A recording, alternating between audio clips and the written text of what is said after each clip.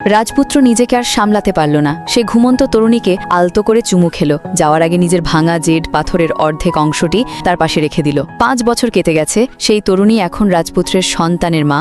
ছোট্ট ছেলে তার মায়ের প্রতি অপার ভালোবাসা নিয়ে সবসময় খেয়াল রাখে। অন্যদিকে রাজপুত্রের মা চাইছিলেন তিনি যেন দ্রুত বিয়ে করে সন্তান জন্ম দেন, কিন্তু রাজপুত্রের মন জুড়ে তখনও সেই অচেনা মেয়েটি জেডের টুকরোতে তাকিয়ে তার স্মৃতিতে ডুবে থাকে প্রতিদিন। একদিন রাজমাতা রথে চড়ে যাচ্ছিলেন।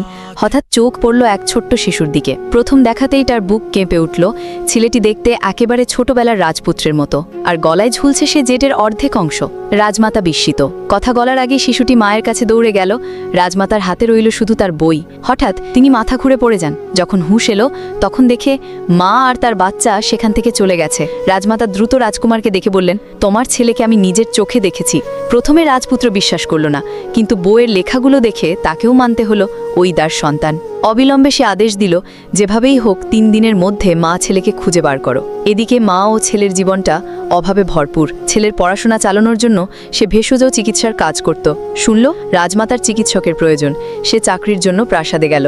যখনই সে রাজপ্রাসাদে ঢুকতে গেল, এক চালাক মহিলা তাকে আটকে দিল আর কটূক্তি করে বলতে লাগলো, বিয়ে না করে সন্তানের মা একে ঢুকতে দিলে রাজপ্রাসাদের অপমান হবে। সে ধাক্কা দিয়ে সরিয়ে দিতে যাচ্ছিল। তখনই সামনে এসে দাঁড়ালো রাজপুত্র। 5 বছর পর তারা আবার মুখোমুখি হলো, কিন্তু কেউ কাউকে চিনতে পারল না। রাজপুত্র কঠিন স্বরে বলল, এটা কোনো মাছের বাজার নয়, চুপ থাকো। চালাক মেয়েটি বলে উঠল, রাজকুমার ইনি অবহিত কাজ করে বাচ্চা জন্ম দিয়েছে, আর তাকে তার বাড়ি থেকেই বের করে দেওয়া হয়েছে। আমি তো শুধু আপনার আর রাজমাতার সুরক্ষার জন্যই বলছিলাম। কিন্তু রাজমাতা মেয়েটির ভদ্রতা আর সরলতায় খুশি হলেন। বললেন, শুনেছি তোমার 5 বছর সন্তান আছে। কাল থেকে আমার সেবা করো আর ছেলেকেও নিয়ে এসো। পরের দিন মেয়েটি তার ছেলেটিকে নিয়ে রাজপ্রাসাদে এলো। ছেলেকে বাইরে অক্ষর লিখতে দিয়ে চলে গেল। শিশুর হাতে সুন্দর লেখা দেখে সবাই মুগ্ধ, কিন্তু চালাক মেয়েটির এটা একদমই ভালো লাগলো না। সে নিজের অলংকার চুপিসারে ছেলেটির ব্যাগে ঢুকিয়ে দিল আর অভিযোগ তুলল, এই ছেলে আমার গয়না চুরি করেছে। সে বাচ্চা ও তার মাকে ধরার আদেশ দিল। তারপর সে ইচ্ছাকৃতভাবে মেয়েটিকে আঘাত করল আর বাচ্চাকে ভয় দেখিয়ে বলল, তুমি যদি তোমার মাকে বাঁচাতে চাও আমার সামনে নত হয়ে মাফ চাও। বাচ্চা কাঁদতে কাঁদতে বলল, দয়া করে আমার মাকে ছেড়ে দিন।